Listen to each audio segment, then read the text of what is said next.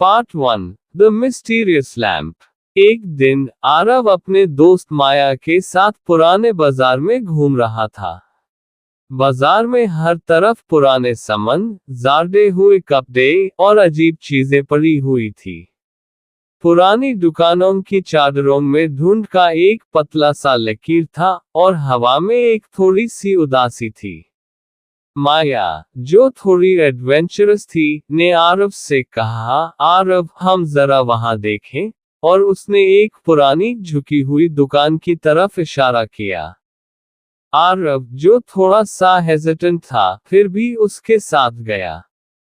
जैसे हाय दोनों दुकान के अंदर घुसते हैं, एक पुरानी सी खुशबू उन्हें महसूस होती है।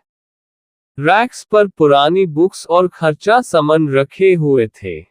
आरव ने कुछ पुरानी किताबें देखी और कुछ पुराने खिलौने, पर उसकी नजर एक छोटे से डस्ट कवर्ड लैंप पर पड़ती है। लैंप देखने में बस एक बेकार चीज लग रहा था, बस कुछ पुराना और झुनझुना सा। पर उसके अंदर कुछ था, जो आरव को अपनी ओर खींचे जा रहा था। उसने अपने हाथ में लैंप उठाया, और तभी कुछ अजीब हुआ। जब उसने लैंप को उठाया, एक तेज रोशनी निकलती है और पूरी दुकान में एक चमक भर गई। आरव ने डर के साथ लैंप को अपने हाथ में पकड़ा और देखा कि इस रोशनी के साथ कुछ पुरानी कहानियां जिंदा हो रही थी। माया ने भी हैरानी से देखा, और फिर एक भयंकर आवाज सुनाई देती है, तुमने मुझे बुलाया है। आरव। आवाज इतनी तेज थी कि आरव का दिल थोड़ा थमा। उसके सामने एक पुराना, गहरा नीला जिन प्रकट होता है। जिन का रंग गहरा नीला था और आंखों में भयानक चमक थी। उसका चेहरा पुराना था, जैसे किसी प्राचीन समय का हो। जिन का नाम जाहिम था। जाहिम अपने पुराने मालिक के राज के साथ बंधा हुआ था। उसका चेहरा उदास था, और उसकी आंखों में एक पुरानी शक्ति थी। वो कुछ पल के लिए चुप रहा, फिर आरव की तरफ देखा और कहा, मैं तुम्हारा जिन हूं। तुम्हारे पास मुझे बुलाने का एक रास्ता है। अगर तुम मुझे अपने ऑर्डर्स दोगे, तो मैं तुम्हारी मदद करूंगा। लेकिन हर विश की एक कीमत होती है। आरव को लगा कि वो सपना देख रहा है, लेकिन जिनकी आंखों में जो गहराई थी, उससे वो समझ गया कि ये सच है। माया भी डर से कांप रही थी। आरव ने थोड़ा समझने की कोशिश की, फिर उसने ढूंढता हुआ पूछो, ये कैसे हो सकता है? हर विश की कीमत का क्या मतलब है?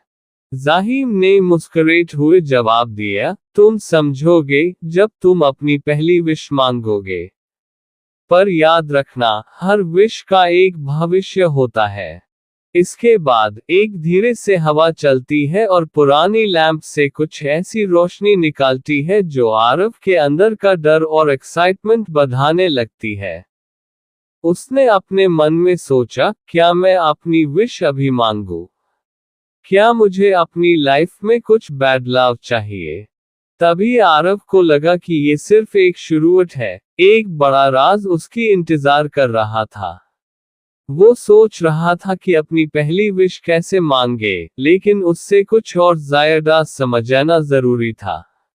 जाहिम का जो चेहरा था, उसमें कुछ गहराई थी जो आरव को समझ में नहीं आई।